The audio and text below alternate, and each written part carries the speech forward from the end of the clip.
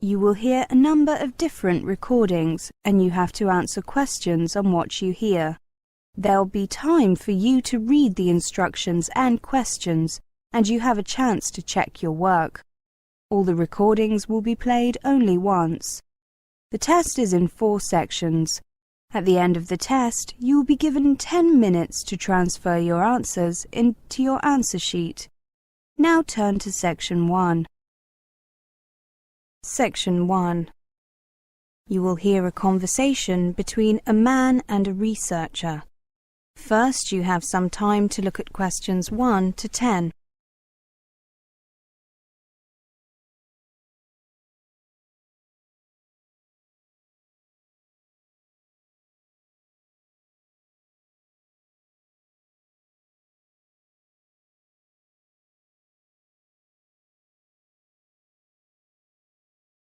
Now listen carefully and answer questions 1 to 10. Section 1. Good morning, sir. Are you enjoying the Perfect Home exhibition? Yes, I am. It's very interesting. I'm planning on buying a home in the near future, and this exhibition has given me some great ideas. I'm conducting a survey on behalf of the exhibition organisers. Can I take a few minutes of your time to ask you some questions? Yes, of course. Can we sit down? I'm rather tired after walking around the different exhibits and stands. Of course. I'll ask my colleague to get you a drink. Coffee? Yes, please. Milk and 1 sugar. Now, I suppose you'll need my name. Yes, Mr. Glass. William Glass. Double S. Do you have an email address, Mr. Glass? I do. It's wglass@email.com. I'll just fill in the date, 26th of February 2007. Right, what do you do, Mr. Glass? I work at the Ministry of Culture. I'm a civil servant. How old are you? 29. And your marital status? I live with my girlfriend. Right, single. Do you have any children? No. And could I ask you how much you earn? Well, I'd rather not say, to be honest. Could you just look at these ranges and say where you fit in? Oh, okay. There, 24 to 36,000. Okay, that's the personal information I need. Now I'd like to ask you about the property you live in. Do you live in a house or a flat, and how big is it? I live in a flat. About 100 square metres, a little under. Do you rent or is it yours? I have a mortgage. Now, you said that you were anticipating buying another home in the near future. Are you intending to get a house? Yes, I am. Just a small one.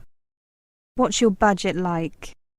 Well, the bank has said that they'll allow me a mortgage of up to £100,000, so enough for a small house. When you say a small house, what kind of size were you thinking? Oh, perhaps a little under 200 square metres, with a garden of, I don't know, maybe 20 square metres. And when do you think you'll buy the property? Within the next 6 months, hopefully sooner. Ah, here's your coffee. Thank you, John. Mr. Glass, have you seen any particular properties that you are interested in? Yes, I have. There's an interesting development going on in the district of Hayden. The government has joined up with a private company to offer affordable housing there. It's on the outskirts of the city, but the transportation links look excellent. Regular buses to the underground station. That means that it will only take me an hour to get to work in the morning, not much more than it takes now. They're going to have some nice facilities nearby too. Yes, I'm looking forward to the cinema complex and the shopping centre, of course. I love films and shopping will be convenient. There's a golf course nearby too. Well, I'm sure many of the other residents will appreciate it. I'll join the fitness centre instead. Is your company involved in the development in any way? Oh, my company just does research. However, the private developer involved in that project is our client. These smaller houses are about 180 square metres, which suits you perfectly. Yes, property is so expensive in this city nowadays. It's good that the government is beginning to help those of us who don't make large amounts of money. Well, thank you very much. I'd like to give you these free gifts. Oh, well, thank you very much. A notebook and a pen are always useful, and the t-shirt will come in useful in the summer. Goodbye. Goodbye. That is the end of section 1. You now have half a minute to check your answers.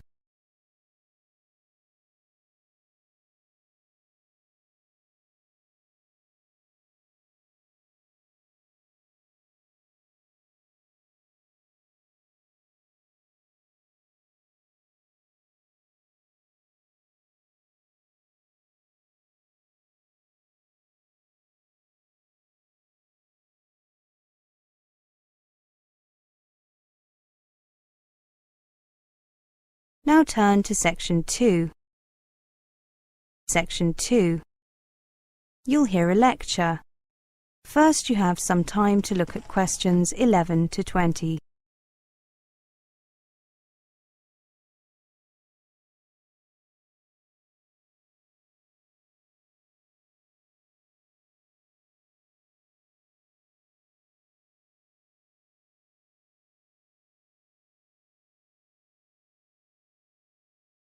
Now listen carefully and answer questions 11 to 20.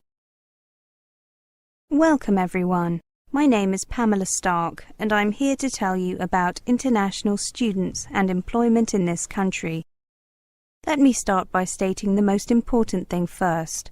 Your ability to work in this country while you're here as an international student depends on whether you are an EEA national, that is a European Economic Area national, not an EEA national with a stamp saying restriction on working in your passport, or not an EEA national with a prohibition on working stamp in your passport. Now, if you are an EEA national, you can work freely in this country. You can work for an employer or be self-employed. If your dependents, such as your spouse or children, come with you to this country, they can work here as well, no matter what their nationality. This is thanks to EEA rules, and these rules also mean that students from this country studying in other EEA member states can work freely too. Now, if you have come here for a course lasting more than 6 months, the immigration authorities automatically put a restriction on working in your passport. It is worded in the following way: work and any changes must be authorized. This allows you to work under certain conditions. The first of these conditions is that during term time you can work no more than 20 hours per week, but you can work longer if the work placement is an essential part of your course. For example, the work period of a sandwich course. The second condition is that you cannot run your own business, be self-employed, or work as a professional sports person or entertainer. The third condition is that you cannot take up a permanent full-time position, though you can do full-time short-term work during the holidays. If you are enrolled on a course lasting more than 6 months and you do not have this stamp, speak to an advisor at your institution immediately. Do not start work. It may be that a mistake has been made that needs to be corrected. However, if a mistake has been made, if you start work, you are breaking the law. This could have serious consequences for your future stay here. Another point that I would like to make is that even if you expect to be given a restriction on working, or already have one, you cannot include your earnings as evidence of your ability to support yourself financially. However, there are 2 exceptions to this rule. One is if you will be attending a publicly funded college or university, and the institution guarantees that it will employ you and can provide details of your pay. The other is if you will be attending a sandwich course at a publicly funded college or university, and the institution guarantees that there will be a job for you and can provide details of your pay. In those 2 cases, you can include these earnings as evidence of your ability to support yourself.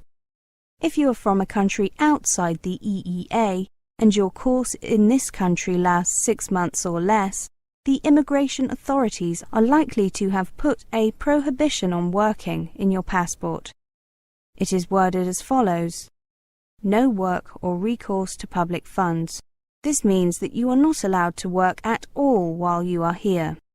If you have come for a course of 6 months or less and want to be able to work, for example because your course involves a work placement, you should have explained this when you applied for entry clearance or when you landed, if you did not get entry clearance in advance. If you have already been given a prohibition on working, you may be able to apply to have it changed. Ask the international officer or student advisor at your institution for advice. If you can provide evidence that you will be on a placement, your passport stamp will normally be changed. However, do not begin your placement before getting your stamp changed. Again, that is illegal and could affect your future studies in this country. Now, let's take a look at the situation if you are a non-EEA national and have brought your spouse or children with you. In that case, their passports will show the conditions that apply to them. They may be given either a prohibition on working, as explained above. This means they are not allowed to work, or they may have been given an entry clearance or stamp that does not mention employment at all. In this case, they are free to work in here without any limitations other than the right to start their own business. They will have been given this stamp if they have shown evidence that you, the student, have been given permission to be here for at least 12 months. Finally, let's take a look at working after your course ends. If you are a non-EEA citizen, until now the majority of non-EEA students have found it difficult to obtain permission to stay on in this country after their studies for work, apart from if they were training for a professional or specialist qualification before returning home. However, the government is currently reviewing its policies, and some changes may be introduced that make it easier for students to stay on for work. You can find information about the current position if you click on Work Permits on the website listed on the leaflet I have given you. I should say that special provisions have always applied to doctors, dentists and nurses, and these will continue. That is the end of section 2. You now have half a minute to check your answers.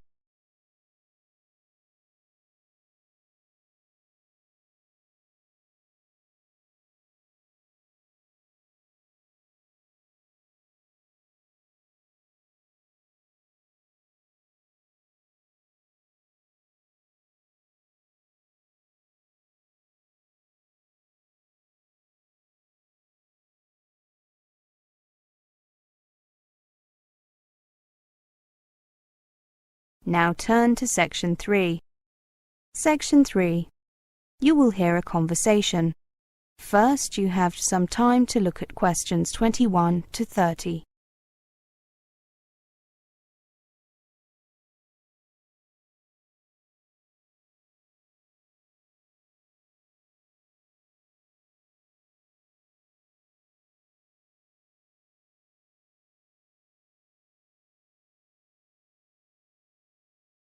Now listen carefully and answer questions 21 to 30. So, Jatinder and Ali, how did you deal with culture shock when you first came here to study? Well, Katerina, when I first arrived in the UK, I was just so excited to be living in a foreign country away from my parents that I just didn't really notice anything at first. How about you, Ali? Yeah, same here. That's quite typical, isn't it? Everything seems new and fascinating, but after this initial enthusiasm wears off, all the new experiences may begin to overwhelm you.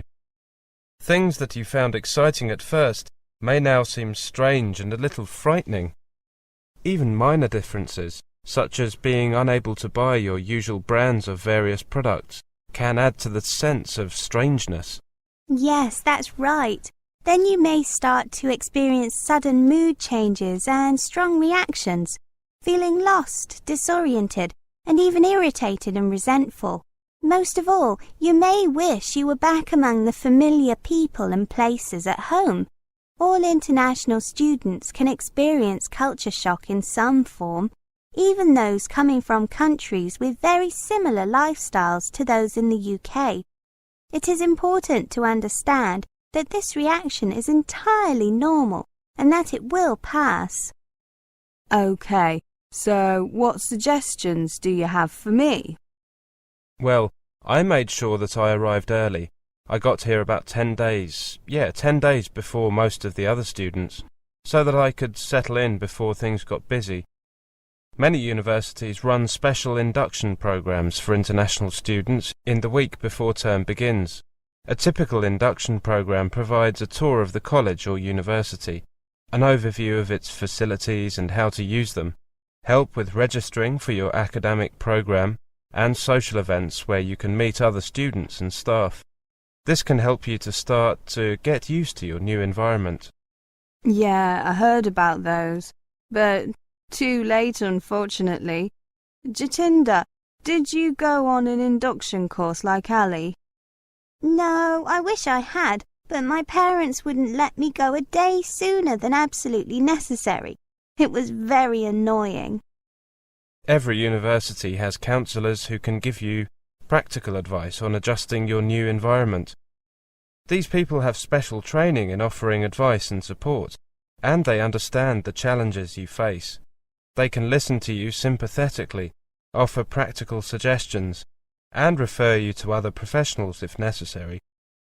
Your personal tutor and the staff in the international office of your college or university can also be helpful. Have you heard about the buddy or mentoring system? Students who have been at the university or college for a longer period give advice to new arrivals and are available for help and guidance throughout the year. There is information on schemes such as these at the Students' Union, or the International Student Association will help you become involved. I used the system when I arrived and found it really opened some doors socially. You know, I got to meet lots of people, like Ali, right? Right, Katerina.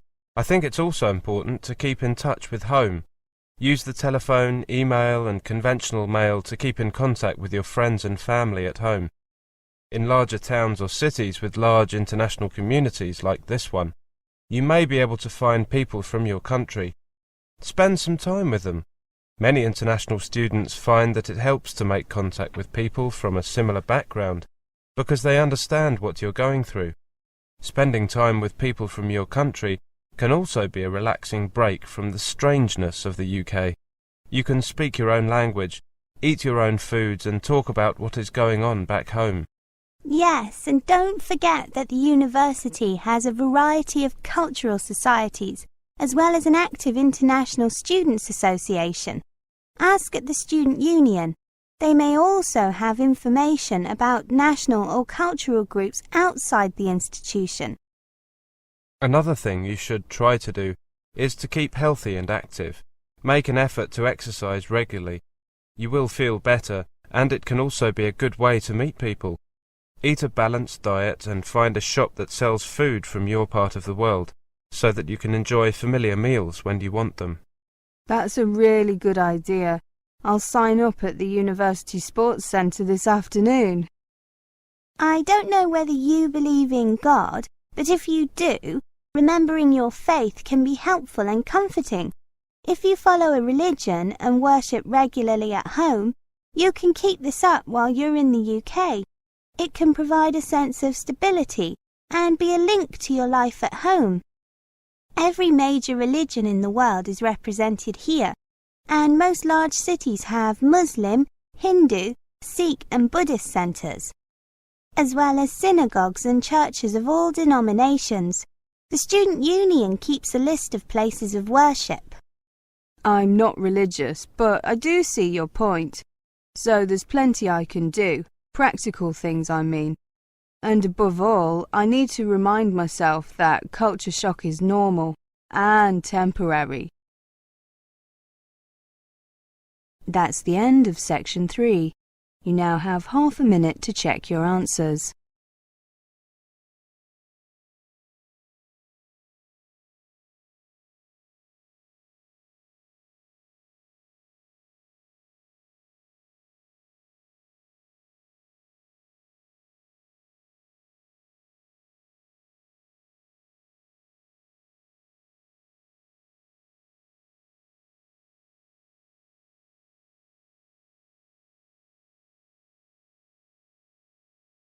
Now turn to Section 4.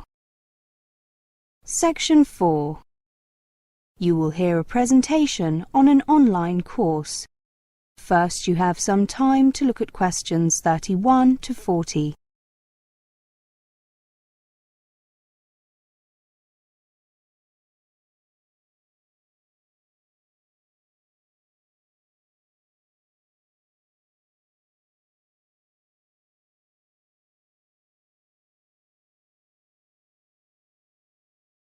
Now listen carefully and answer questions 31 to 40.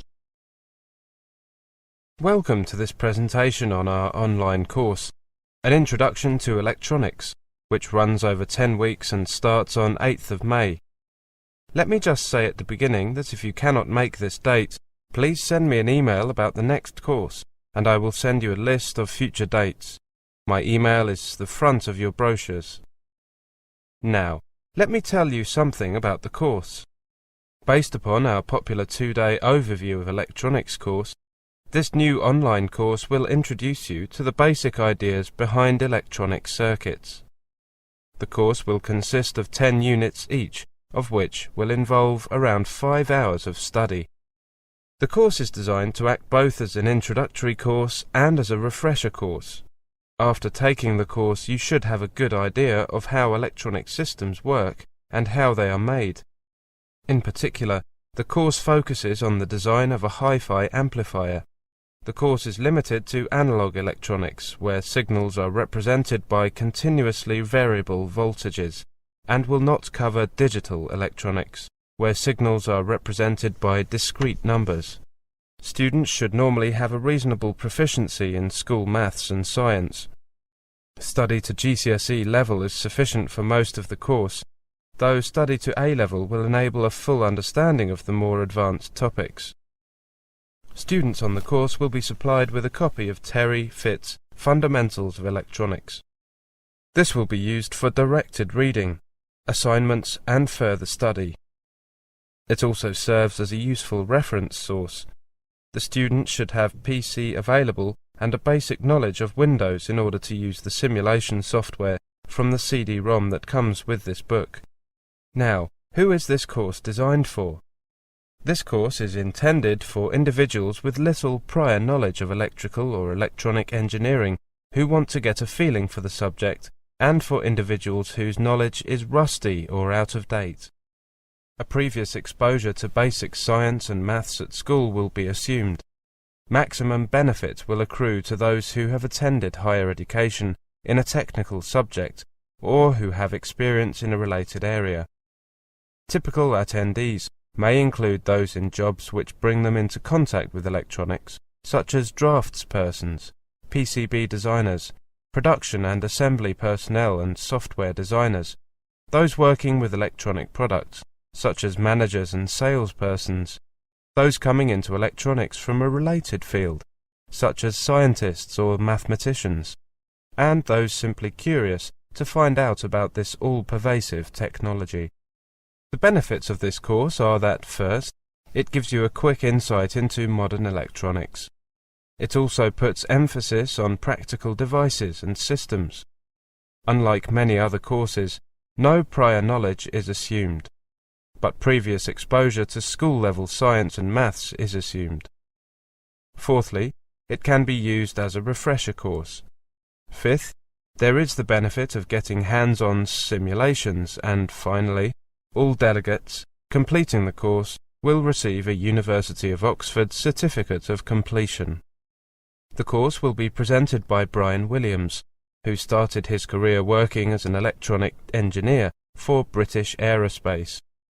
Brian then became a lecturer and has taught electronics at Oxford University and Jesus College for longer than he cares to admit. He is also an active consultant and researcher. Brian is a dynamic lecturer and particularly enjoys teaching introductory level courses and interacting with students. Now, finally, let me just quickly go through the course content.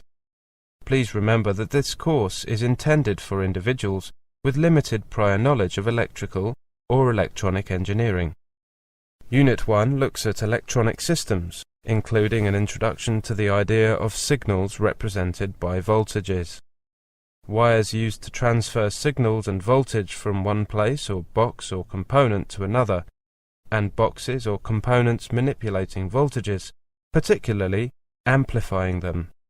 Unit 2 takes a look at Ohm's law, the linear relationship of voltage and current, and the concept of resistance. It also looks at resistors and resistor networks. Unit 3 focuses on op-amps, providing an introduction to the ideal op-amp and its applications. The next slide tells us that Unit 4 is concerned with capacitors and AC circuits. The theory and applications of capacitors and their use in transient and AC circuits.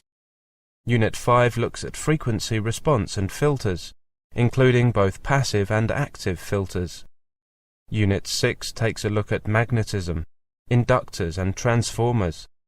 Looking at this next slide, we can see that Unit 7 covers RL and RLC circuits, including tuned filters and crossover networks.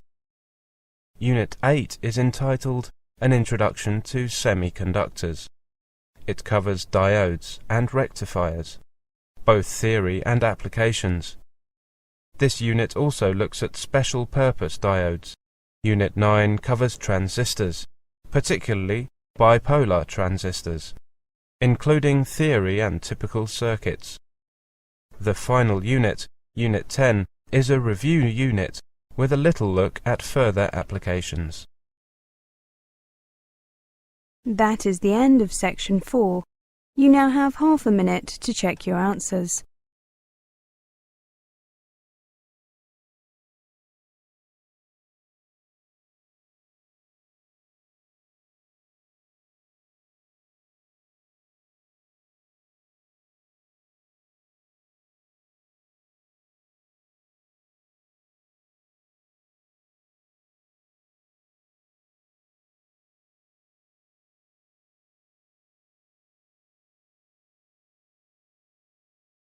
That is the end of the listening test, the IELTS test. You now have 10 minutes to transfer your answers to the listening answer sheet.